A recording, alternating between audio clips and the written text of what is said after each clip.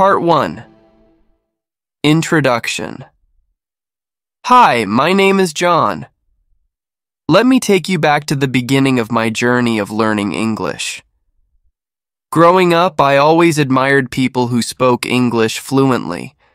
Whether it was actors in movies, news anchors on TV, or people chatting confidently in English, I was fascinated. Deep down, I wished I could do the same. But for a long time, English seemed like a mountain too big to climb. I tried many times, sometimes picking up a book or trying to memorize some phrases. I even tried listening to English songs and watching English movies, but my efforts didn't go far. I often gave up because I felt frustrated when I didn't see quick results. I started thinking, maybe I'm just not good at learning languages. Despite the setbacks, the desire to learn never truly disappeared. I knew how important English was. It could help me in my studies, my career, and even in making friends from around the world. But the question was, how do I actually learn it? Then came the year 2024. Something about the fresh start of a new year filled me with determination. As I was writing down my New Year's resolutions, I thought to myself, why not give learning English another try? This time I'll do it differently. I made a promise to myself. I will learn English this year no matter how long it takes. And this time, I won't give up. That decision changed everything. But before I could jump into learning, I had to figure out where to start. It wasn't enough to just want to learn English. I needed a plan. I knew I had to break the big goal into smaller, manageable steps. So, I started by asking myself these simple questions. Why do I want to learn English?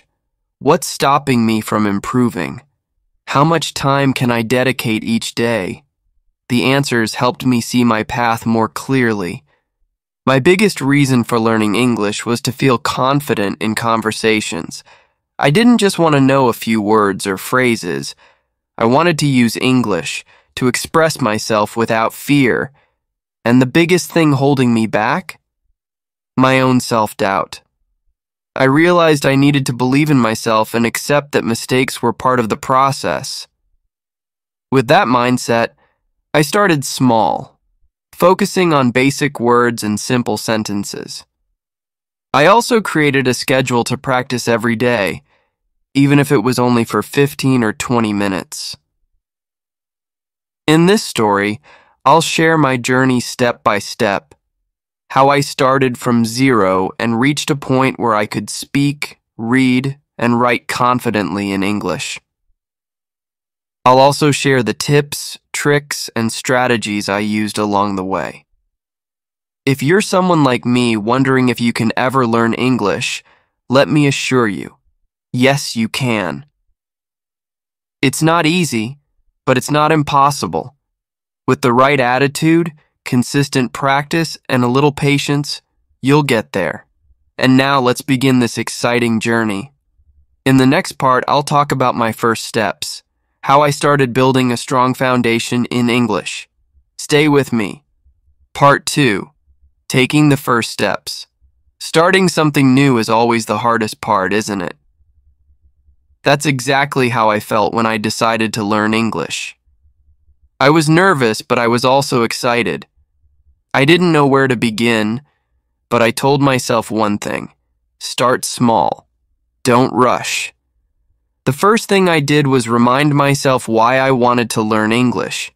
My reasons became my motivation. I wanted to speak confidently, watch English movies without subtitles, and maybe even make friends from different parts of the world.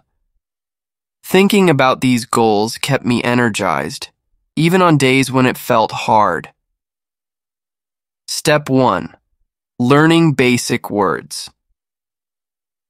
I started with the simplest thing, words. I didn't try to memorize long lists of vocabulary all at once because I knew that would only make me feel overwhelmed.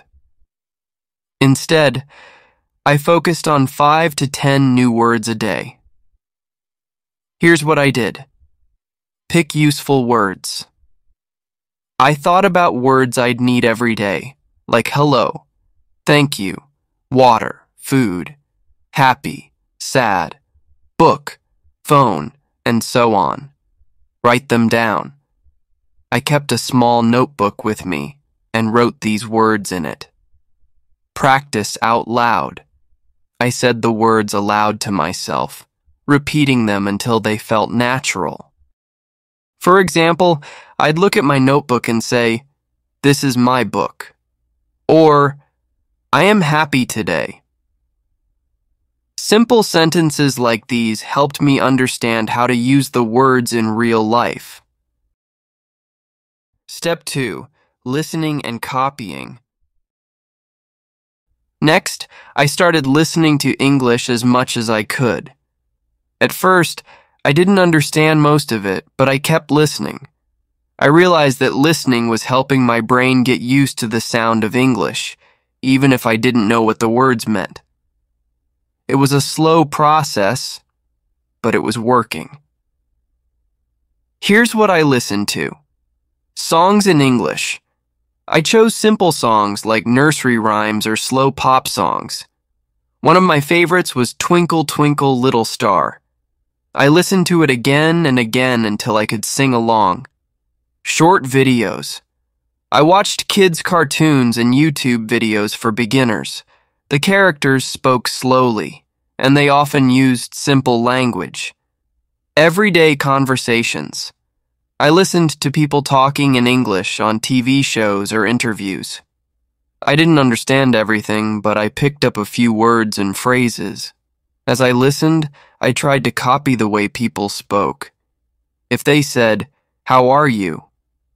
I'd repeat it exactly as they did, trying to match their tone and pronunciation. It felt silly at first, but it helped me sound more natural over time. Step 3. Speaking without fear. Speaking was the scariest part for me. I was afraid of making mistakes and sounding foolish. But then I realized something. It's okay to make mistakes. Every time I tried speaking, I was improving. At first, I practiced by talking to myself. I'd look at things around me and name them in English. For example, "This is a chair." "I have a cup of tea." "The sky is blue." Then I started asking myself questions and answering them like, "What is your name?" "My name is Joan." "How are you?" "I am fine, thank you." It felt like playing a game, and it was a fun way to build my confidence. Step 4. Using flashcards. To make learning fun, I created flashcards. On one side of the card, I wrote a word in English, and on the other side, I drew a picture or wrote the meaning in my native language. I'd shuffle the cards and test myself. For example, if I saw the word apple, I'd say, "Apple is a fruit. I like apples." This helped me remember the word and how to use it in a sentence. Step 5. Learning simple grammar. When I first heard the word grammar, it scared me. It sounded so complicated. But I learned that I didn't need to know all the rules at once. I just needed the basics. Here's what I focused on. Simple sentence structure. I learned that a basic English sentence usually follows this pattern. Subject plus verb plus object, for example. I, subject, eat, verb and apple, object. Pronouns. Words like I, you, he, she, we, they. I practiced making sentences with them. I am happy. She is my friend. We like ice cream. Common verbs. I learned verbs like eat, go, play, run, drink. Then I practiced using them. I eat lunch. They play football. We go to school. By keeping it simple, grammar became less scary. Step 6. Building a daily habit. One of the most important things I did was create a routine. I set aside 20 to 30 minutes every day for English practice. Some days I'd learn new words. Other days I'd watch a video, listen to a song, or practice speaking. I also made English a part of my daily life. For example, when I looked at my phone, I tried to think of the names of apps in English. While cooking, I named ingredients in English: salt, sugar, water, rice. I talked to myself in English whenever I had free time. Even small efforts like these added up over time. Staying motivated. There were days when I felt stuck or frustrated. Sometimes I'd forget words or struggle to understand a sentence. But I reminded myself that learning takes time. I thought about the progress I'd already made, no matter how small. I also celebrated my successes. For example, when I learned 50 new words, I rewarded myself with a treat. When I understood a whole sentence in a video, I smiled and told myself, "Good job." By starting with basic words, practicing listening and speaking, and creating a daily routine, I took my first real steps toward learning English. These small efforts gave me confidence and showed me that learning a language is not about being perfect. It's about trying and improving a little every day. Part 3. Building confidence and moving to the next level. After taking my first steps in learning English, I started to feel more comfortable with the basics. I could name objects around me, form simple sentences, and even sing along to a few songs. But I knew I couldn't stop there. If I wanted to speak English confidently, I needed to learn more words, build better sentences, and start practicing with other people. At this stage, I realized something very important. Learning English is like building a house. I already had the foundation, but now I needed to add bricks, lots of them. Each word, sentence, and practice session was a new brick. Step 1. Expanding my vocabulary. I started with simple and everyday words. Now it was time to add more variety to my vocabulary. But I didn't want to just memorize random words. I wanted to learn words that I could actually use in conversations. Here's what I did to expand my vocabulary. Learning from my surroundings. I looked around and asked myself, what is this called in English? If I didn't know the word, I looked it up. For example, the furniture in my room, table, chair, bed, lamp. Items in the kitchen, spoon, knife, plate, stove. Using word families, I learned related words together. For example, from the word eat, I also learned eating, ate, food, meal. From the word happy, I also learned happiness, happily. Using apps, I downloaded an English learning app that introduced me to new words every day. The app made it fun by including pictures, games, and quizzes. Watching English shows with subtitles. As I watched shows, I wrote down new words I heard. For example, I learned words like excited, surprised, interesting from watching a short cartoon. The key was to not overwhelm myself. I still learned only 5 to 10 new words a day, but now I focused on words that were slightly more challenging. Step 2. Forming longer sentences. When I started, my sentences were very short, like, I am happy, or this is a pen. Now I wanted to make them longer and more interesting. Here's how I improved: adding details. Instead of saying, this is a book, I'd say, this is a big blue book. Or instead of I am happy, I'd say, I am very happy because it is my birthday. Using connectors, I learned simple words like and, but, because, so. These helped me combine ideas. For example, I like apples and bananas. I am tired because I worked all day. Describing things, I practiced describing objects and people. For example, the sky is blue and there are white clouds. My friend is tall and funny. She has black hair and brown eyes. By adding more information to my sentences, I felt like I was actually communicating, not just saying words. Step 3. Listening and speaking practice. One of my biggest challenges was speaking.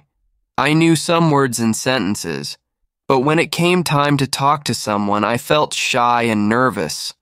I worried about making mistakes, but then I realized mistakes are my teachers.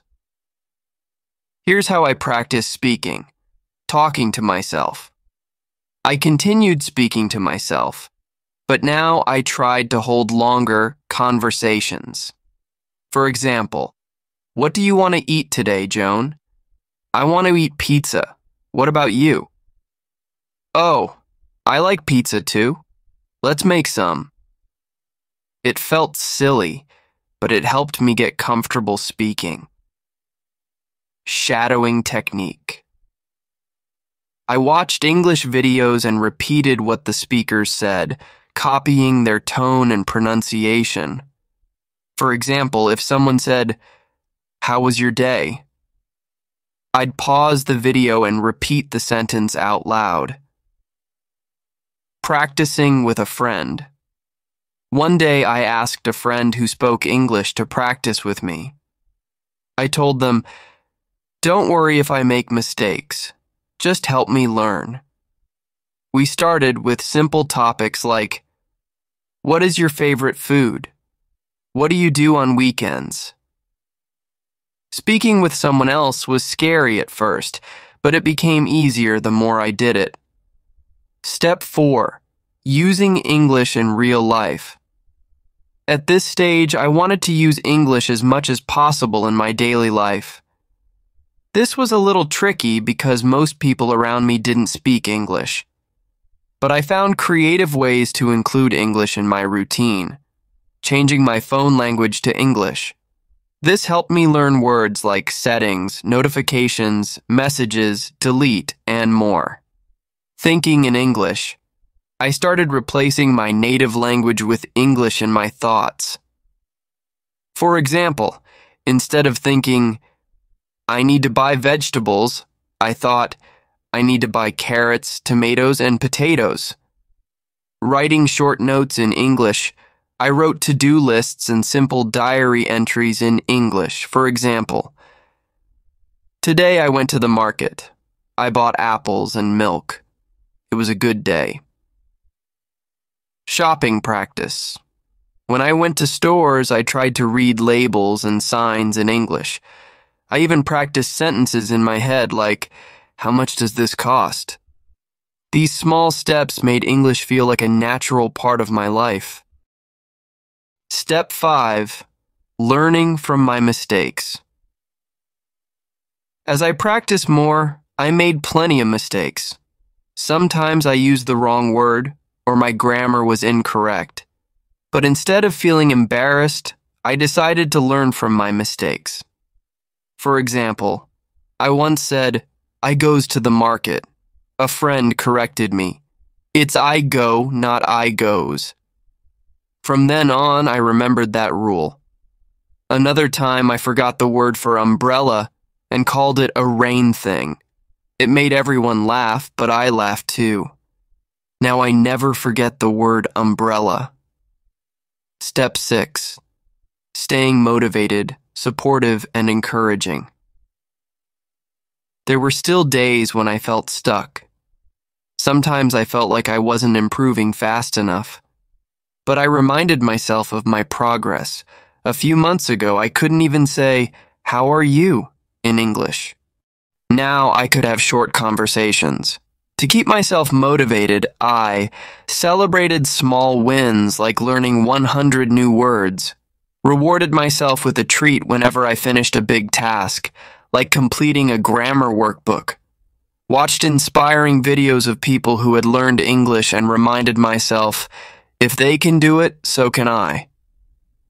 By expanding my vocabulary, building longer sentences, practicing speaking, and using English in real life, I started feeling more confident. I learned to embrace my mistakes and celebrate my progress no matter how small. Part 4.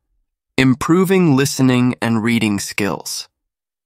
As I moved forward in my English journey, I realized that two of the most important skills to develop were listening and reading. These skills go hand in hand and are the foundation of understanding any language. The more I listened and read, the better my vocabulary, pronunciation, and grammar became. At this stage, I wanted to focus on understanding English when I heard it and when I saw it written. Let me share how I practiced these skills and made them a fun part of my daily routine. Step 1. Listening to understand. Listening to English was one of the hardest parts for me in the beginning. Native speakers talked so fast that it felt impossible to keep up, but I discovered some strategies that made listening easier and more enjoyable. A. Start simple. I began with easy listening materials like kids' cartoons. Shows like Peppa Pig and Dora the Explorer were perfect because they used simple sentences and spoke slowly. Songs for beginners. I listened to songs like Head, Shoulders, Knees, and Toes. These songs were repetitive, which helped me understand and memorize new words. B. Use subtitles. When I watched TV shows or videos in English, I turned on subtitles in my language at first. This way, I could match what I was hearing with what it meant. Later, I switched to English subtitles. This helped me connect the sounds of words with their spelling. C.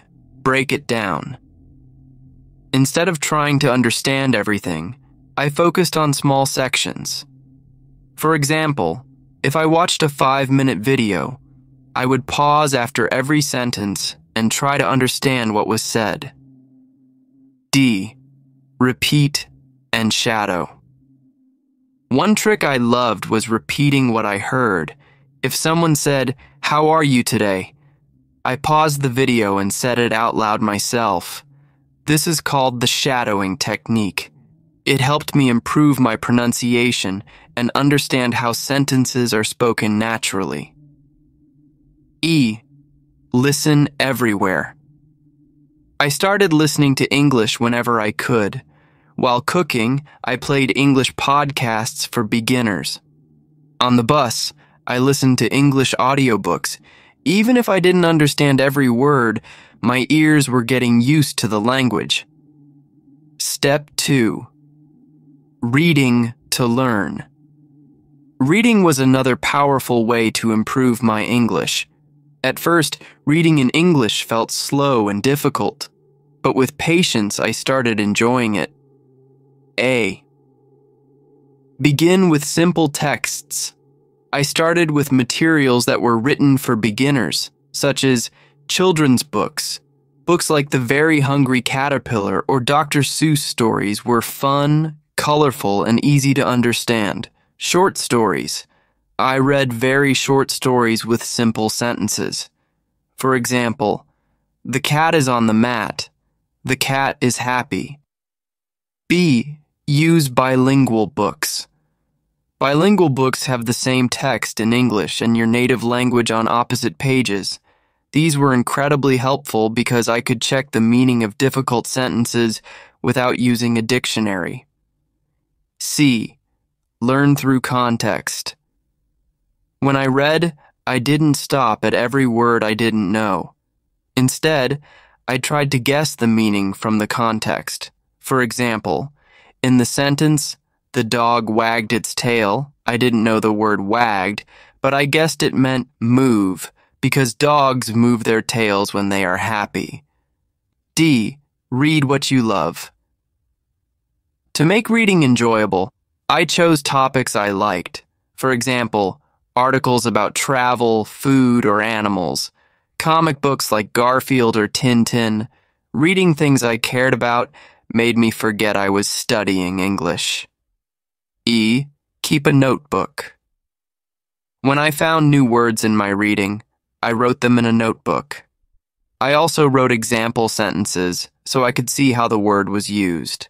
For example, word, beautiful. Sentence, the flowers are beautiful. Later, I reviewed my notebook and practiced using the words in my own sentences. Step 3. Combining listening and reading. One of the best ways to improve both listening and reading was to do them together. Here's how I did it. A. Watch and read. I watched videos or shows with subtitles. As I listened to the characters speak, I read the subtitles. This helped me match the words I heard with their written form. B. Audiobooks and ebooks. I found audiobooks with matching ebooks. I listened to the audiobook while reading the text. For example, I listened to The Little Prince while following along with the book. C. Sing along. When I listened to songs, I found the lyrics online and sang along. This was a fun way to practice both listening and reading. Step 4. Overcoming challenges. Learning to listen and read in English wasn't always easy. I faced some challenges, but I found ways to overcome them. A. Problem. Fast speech. Sometimes native speakers talked so quickly that I couldn't understand anything. Solution. I used apps and videos that let me slow down the audio. I listened to each sentence multiple times until I understood it. B. Problem. Forgetting words. When I read, I often forgot new words quickly. Solution. I used flashcards and reviewed them daily. Repetition helped me remember. C. Problem. Feeling frustrated. There were days when I felt like I wasn't improving. Solution. I reminded myself of how far I had come. A few weeks ago, I couldn't even understand basic words, but now I could read and listen to simple sentences. Step 5. Creating a daily habit. To improve consistently, I made listening and reading part of my daily life. Here's what my routine looked like. Morning. Listen to a 10-minute podcast or song while getting ready. Afternoon. Read one page of a book or an article online. Evening. Watch a short video with subtitles and repeat sentences. Even small daily efforts added up over time. My progress. After a few weeks of focusing on listening and reading, I noticed big improvements. I could understand simple conversations in English movies. I could read short stories and understand most of the words. I felt more confident using new words in my own sentences. It was exciting to see how much I had grown. Improving my listening and reading skills opened up a whole new world for me. I could now enjoy English songs, videos, and books, which made learning even more fun. By practicing every day, starting simple and staying consistent, I became better at understanding English. Part 5. Writing and speaking confidently. By now, I had made good progress in listening and reading English. I could understand simple sentences, enjoy short stories, and follow basic conversations in videos. But my ultimate goal was to speak and write confidently so I could express myself. Speaking and writing are active skills. They require you to produce the language, not just understand it. At first, I was nervous about making mistakes, but I soon realized that practice was the only way to improve. Let me share the steps I took to become more confident in writing and speaking. Step 1. Writing with simplicity. When I first started writing in English, I kept it very simple. My focus was not on perfect grammar, but on expressing my thoughts. A. Writing daily. I made writing a daily habit by doing these activities. Diary entries. Every evening, I wrote a few sentences about my day. For example, today I went to the park. The weather was sunny. I saw many flowers. I felt happy. I didn't worry if my sentences were short or basic.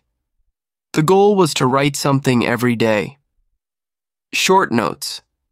I wrote to-do lists or reminders in English such as, buy milk and bread. Call my friend at 5 p.m. Social media posts. I started writing small captions in English when I posted pictures online. For example, this is my favorite book. B. Learning from mistakes. Whenever I wrote, I asked someone who knew English to check my work. They helped me correct small errors. For example, if I wrote, I goes to the park, they told me to write, I go to the park. I kept a list of common mistakes and reviewed them often. C. Using prompts. Sometimes, I didn't know what to write about. So I used prompts like, write about your favorite food. Describe your best friend. These gave me ideas and helped me practice different topics. Step 2. Speaking without fear. Speaking was the most challenging part of learning English. I often felt shy and afraid of making mistakes, but I reminded myself that even native speakers make mistakes sometimes. A. Talking to myself. This was my favorite technique to practice speaking. I would stand in front of a mirror and pretend to have a conversation. Hi, Joan. How are you? I'm good, thank you. And you? Talking to myself helped me feel less nervous about speaking out loud. B. Practicing common phrases. I memorized simple, everyday phrases that I could use in real life, such as, good morning? How are you? Can you help me, please? I practiced these sentences every day until I could say them naturally. C. Speaking slowly. When I started speaking, I spoke slowly and clearly. I didn't worry about sounding perfect. For example, instead of rushing to say, I am going to the market to buy vegetables, I would say, I am going to the market to buy vegetables. Speaking slowly gave me time to think about my words. Step 3. Practicing with others. Once I felt more comfortable, I started speaking with other people. A. Talking to friends. I found a friend who spoke English and asked them to practice with me. We kept our conversations simple at first. What did you do today? What is your favorite movie? They were patient and corrected me gently when I made mistakes. B. Joining a language group. I joined a small group of English learners in my town. We met once a week to practice speaking. Sometimes we played games like describing pictures or telling short stories. C. Online conversations. I found a language exchange partner online. They wanted to learn my native language, and I wanted to practice English. We helped each other by having short video calls or texting. Step 4. Fun ways to practice. A. Role-playing. I pretended to be in different situations and practiced what I would say. For example, at a restaurant. Can I have a menu, please? At a shop. How much does this cost? This helped me feel prepared for real-life conversations. B. Playing games. I played word games like Scrabble and crossword puzzles. These games improved my vocabulary while making learning fun. C. Recording myself. I recorded myself speaking in English and listened to the recordings. This helped me notice my mistakes and improve my pronunciation. Step 5. Improving my grammar. As I wrote and spoke more, I realized the importance of grammar. Good grammar made my sentences clearer and easier to understand. A. Focus on basics. I didn't try to learn all the grammar rules at once. I started with the basics: tenses, present. I eat, past. I ate, future. I will eat. Articles: a, an, the, e.g., I saw a dog. B. Practicing with examples. I created sentences for each grammar rule I learned. For example, rule: use is for singular and are for plural. Sentence: the cat is sleeping. Sentence: the cats are sleeping. C. Using grammar apps, I used apps that explained grammar with examples and quizzes.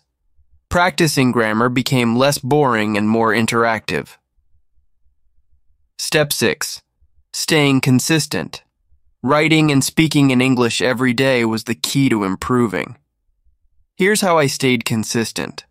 I set small goals, like writing 5 sentences or speaking for 5 minutes each day. I tracked my progress in a notebook. For example, day 1, wrote 3 sentences about my favorite food. Day 2, practice saying 10 new sentences. My progress. After a few weeks of regular practice, I noticed big changes. I could write short paragraphs without needing much help. I felt more confident speaking with friends and strangers. My pronunciation improved, and I made fewer mistakes. Most importantly, I stopped worrying about being perfect. I focused on communicating and enjoying the process. Writing and speaking in English became easier and more enjoyable as I practiced daily. I learned to embrace my mistakes and celebrate small victories. By staying consistent and trying different techniques, I became more confident in expressing myself. Part 6. Mastering Advanced Skills. By this stage, I had a solid foundation in listening, reading, writing, and speaking English. But I wanted to go further. I wanted to understand faster conversations, read longer texts, and write detailed messages or stories.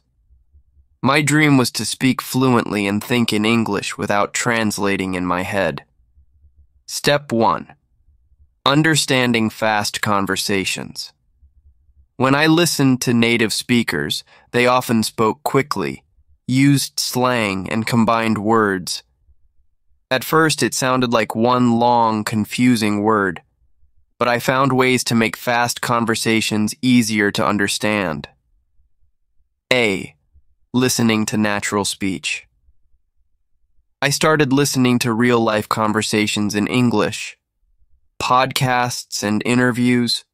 I listened to podcasts where people spoke naturally, like casual chats, movies and TV shows. Instead of watching cartoons, I moved on to shows for older audiences. I still used subtitles, but switched them off gradually as I improved. B. Focusing on keywords. In conversations, I didn't try to understand every word. Instead, I listened for keywords that gave me the main idea. For example, if someone said, "I'm thinking about going to the park because it's sunny," I focused on park and sunny. I understood they were talking about enjoying the weather at the park. C. Practicing with short clips, I used short video or audio clips to practice. I listened to a 10-second section several times. First, I tried to understand the meaning. Then, I repeated it out loud to practice speaking naturally. D. Learning connected speech. Native speakers often combine words like saying gonna instead of going to. I learned common reductions like wanna equals want to, lemme, yand, let me. Dunno, don't know. Knowing these made fast conversations less confusing. Step 2. Reading longer and more complex texts. I wanted to move beyond simple stories and start reading more detailed articles, novels, and essays. A. Choosing the right level. I picked books and articles that were slightly above my current level. If they were too difficult, I felt frustrated. But if they were a little challenging, they pushed me to learn new words. B. Using context clues.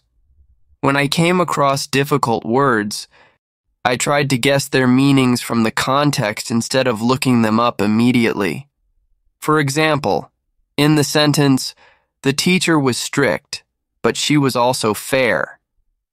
I guessed strict meant someone who follows rules carefully because of the contrast with fair. C. Breaking down long sentences. If I saw a long sentence, I broke it into smaller parts. For example, sentence. Although it was raining heavily, the children continued playing outside because they were having fun. Breakdown. It was raining heavily. The children continued playing outside. They were having fun. This made it easier to understand the full meaning. D. Summarizing what I read. After reading a paragraph or chapter, I summarized it in my own words. This helped me check if I really understood the text. Step 3. Writing longer and more detailed texts. I wanted to express more complex thoughts in writing. Instead of writing short sentences, I practiced writing paragraphs, emails, and even stories. A. Planning before writing. Before I started writing, I made a simple plan. Topic. What am I writing about? Main points. What do I want to say? Conclusion. How will I end? For example, if I wrote about my favorite place, my plan looked like this. Topic. My favorite park. Main points. Why I like the park. Peaceful, beautiful. What I do there, walk, read. Conclusion. It's my favorite place to relax. B. Practicing different types of writing. I tried writing different things, such as emails, writing to a friend or imagining a formal email, stories, creating short stories with simple plots like A Day at the Beach, opinions, writing about my thoughts on a topic like why I love weekends. C. Getting feedback. I shared my writing with others and asked for feedback. People helped me improve sentence structure and word choice. Step 4. Thinking in English. One big challenge was stopping myself from translating everything in my head. To speak fluently, I needed to think directly in English. A. Naming things around me. I started small by naming things in English during my day. This is my cup. The sky is blue. This habit made English feel more natural in my mind. B. Asking myself questions. I practiced asking myself simple questions in English and answering them. What time is it? What am I doing now? C. Using English for my thoughts. When I felt ready, I started thinking in English about my day like, I need to go to the market and buy some vegetables. At first, it felt slow, but with practice it became easier. Step 5. Expanding my vocabulary. To express myself better, I needed a larger vocabulary. A. Learning synonyms and antonyms. I learned words with similar meanings, synonyms, and opposite meanings, antonyms. For example, big, large, huge, small, tiny, little. B. Grouping words by topic. I studied vocabulary based on topics like food, travel, or emotions. For example, under food, I learned words like fruit, apple, banana, orange, vegetables, carrot, spinach, potato. C. Practicing with flashcards. I used flashcards to review new words every day. I wrote the word on one side and its meaning or a sentence on the other. Step 6. Building fluency in speaking. Fluency means speaking naturally without long pauses. I practice fluency by A. Telling stories. I practice telling simple stories about my day or childhood. For example, when I was a child, I loved playing in the rain. My friends and I made paper boats and watched them float. B. Practicing conversations. I imagined conversations and practiced both sides. Person A. What do you want to eat? Person B. I would like a sandwich, please. C. Joining advanced practice groups. I joined advanced speaking groups where we discussed topics like movies or news. It was scary at first, but it helped me grow. Step 7. Staying motivated. At this advanced stage, it was easy to feel stuck or frustrated. To stay motivated, I celebrated progress. I looked back at old writing or recordings and saw how much I had improved. Set goals. I set small, specific goals like writing an essay or understanding a podcast without subtitles. Rewarded myself. After reaching a goal, I treated myself with something I loved, like ice cream or a movie. My progress. After months of practicing advanced skills, I noticed amazing changes. I could understand fast conversations and even jokes in English movies.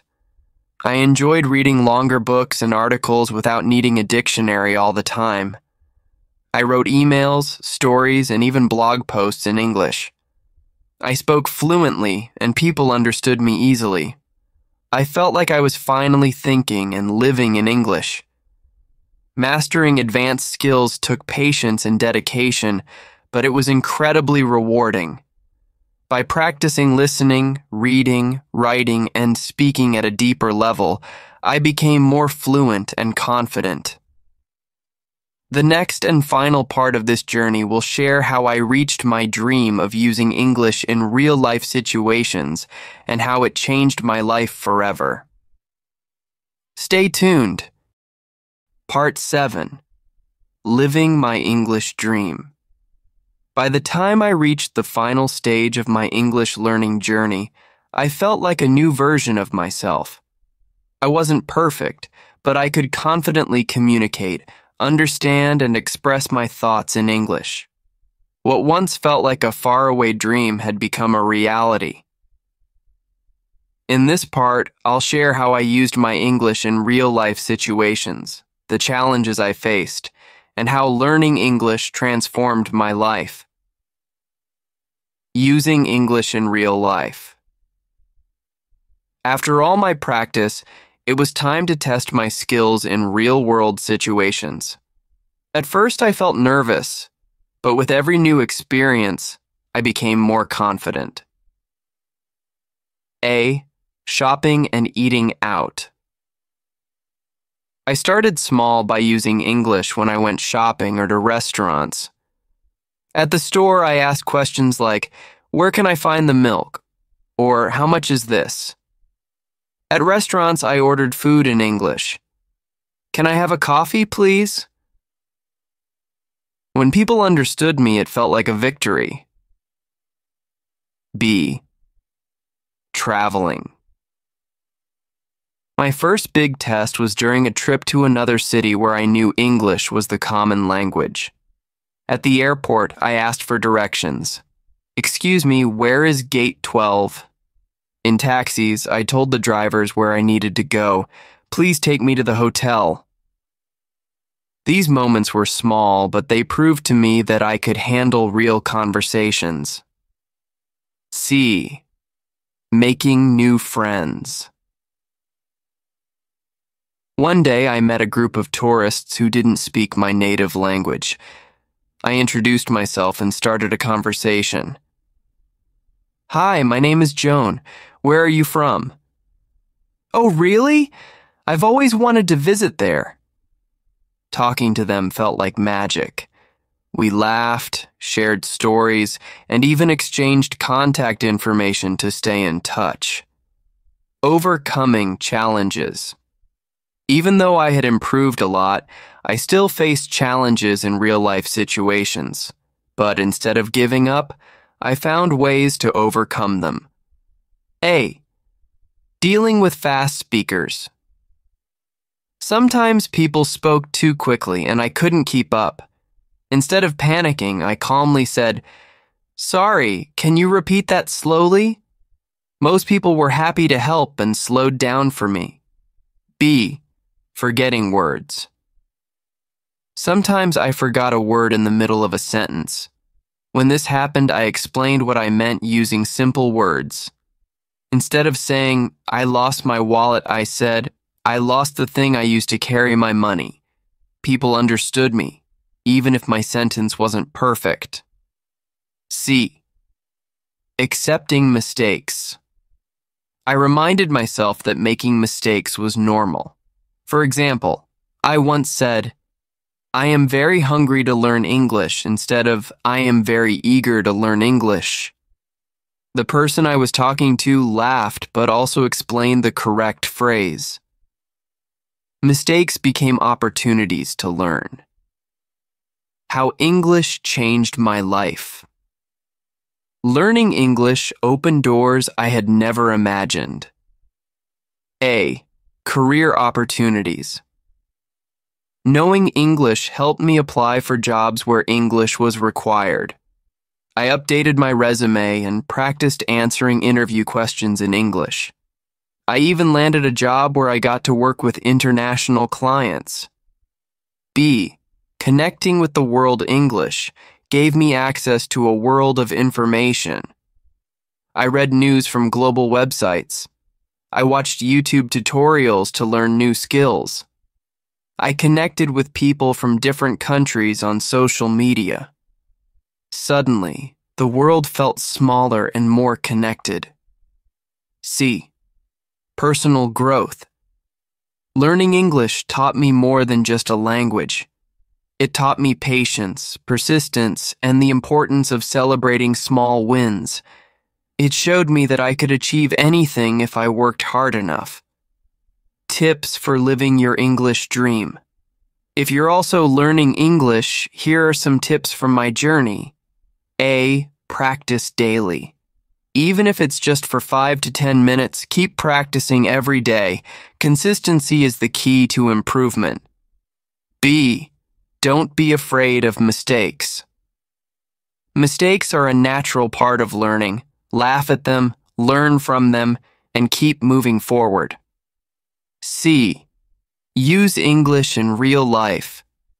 Find ways to use English in your daily life, like chatting with friends, writing emails, or even thinking in English.